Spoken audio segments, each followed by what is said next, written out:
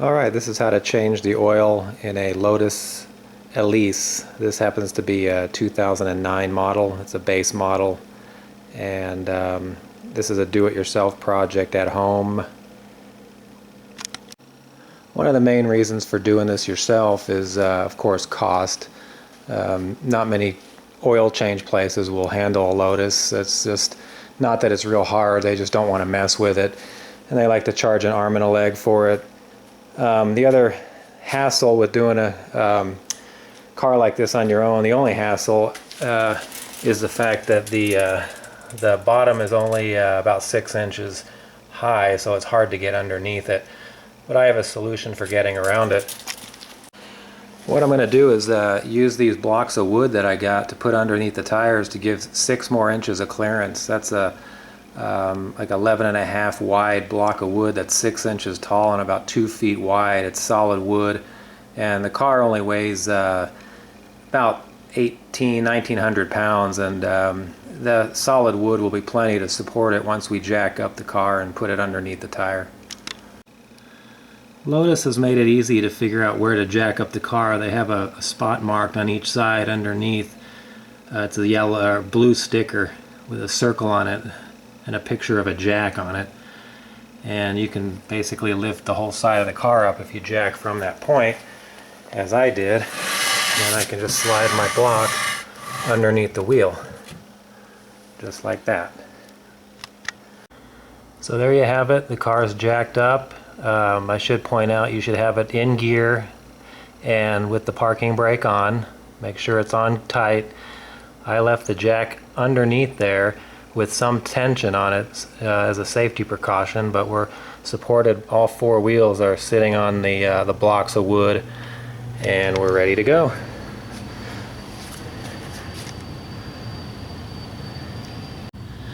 The other difficulty with changing the oil in a Lotus is removing this cover. It's an aluminum cowl that covers the bottom of the engine. You basically have to remove 11 exterior screws and 2 interior that are in the center of the cowl. So 13 total bolts you need to unscrew just to remove this aluminum piece. This aluminum piece is not heavy, it slides right out once the bolts are off, but it's in the way of the drain plug and the filter. So once you remove the 13 bolts, this is what the panel looks like. It has 3 plastic air vents, and this is just it laying on the ground, and I'll show you what it looks like under the car now. Alright, with the panel removed, you can have access to the engine from below, and as you can see, there's the oil filter and the drain plug on the far end of it. So we have access to it, and it's simple as that. So I'll start removing, I'll drain the oil and put on the new filter. There, I've drained the oil. The drain plug bolt is a 9/16 bolt. Don't forget when you replace the bolt to get yourself a new washer to seal it when you put it back on. This time I decided to go with a Fram filter made for synthetic oils. It's an XG 4967. It's about $8. The one I'm taking off was a K&N HP 1003. It's really up to you. You know, I'm not going to get into the debate over which filters are better and which brand of oil is better, but it's really up to you. So as you can see, I got the drain plug in. It's tightened, not overly tight, but snug.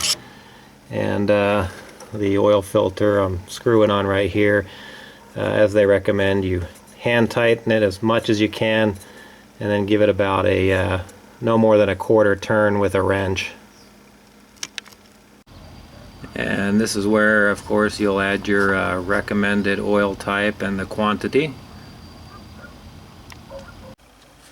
And once you're done and everything's put back together, you're ready to go.